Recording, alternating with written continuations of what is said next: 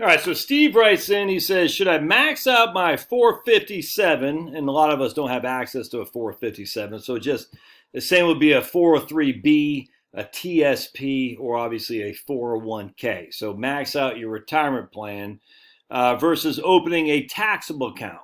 He's currently maxing out his 457 at 26K a year. He could reduce it to 70.7,500 a year to get the match, and then put the remaining 18.5%, 18.5K into a taxable account.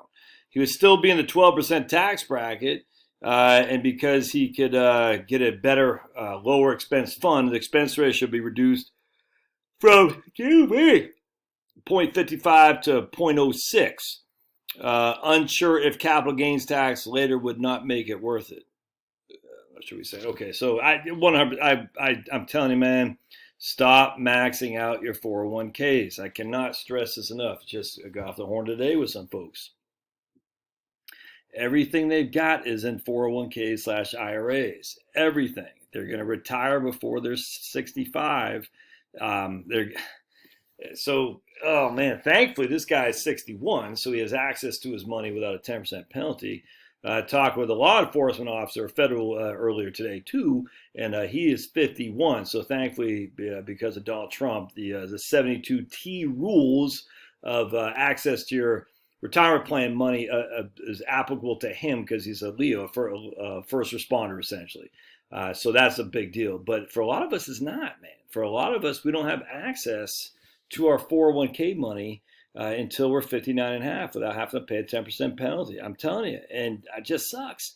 And then in this case, these guys are 61, and all the money they want to do all kinds of fun, party like it's 1999. Everything they're going to pull out from their money will be taxable as ordinary income. Everything. Now they're not going to get killed tax-wise, but I mean it does put a damper on some of the point. They want to buy a boat, for instance. I showed them how much it's going to cost. They buy a boat, how much the tax is going to be. It's going to be nuts. They can't do this, so they have to take a mortgage, take a mortgage on the boat, take a loan.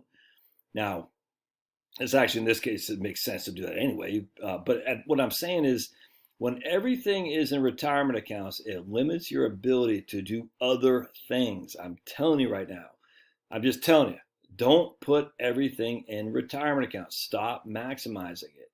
Now, this dude's only in the 12% tax bracket anyway, so he's not getting much of a benefit anyhow. If you're only in a 12% tax bracket, man, you're not getting a huge benefit anyway. You're going to save, 12% on $100,000. I mean, not $100,000, $26,000. You're going to save 12%. So today, how much is that? Well, $26,000 minus 12%.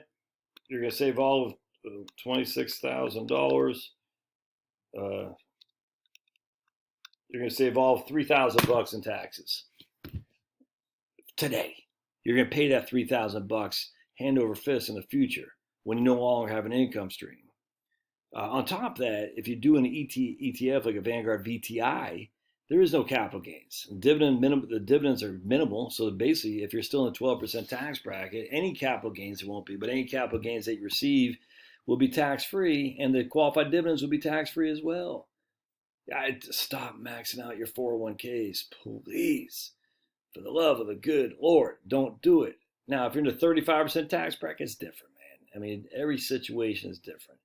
If you're in a 35% tax bracket today and you live in New York State or California, yeah, I mean, my goodness, max out your 401ks 100%. But if you're like this guy, 12%, if you're living in a tax-free state, or if you're living in a tax-friendly state, oh man, even though I'm in Georgia, and once I hit 65, there'd be no state income tax for me essentially, because once you're 65 years old, you have $65,000 of tax-free income per person. So between Charlotte and me, it's $130,000 tax-free. I'm just telling you, man, that's not worth it. The savings today isn't worth it for the limits that you have in the future. I'm telling you. All right, love to hear your thoughts. We'll see you.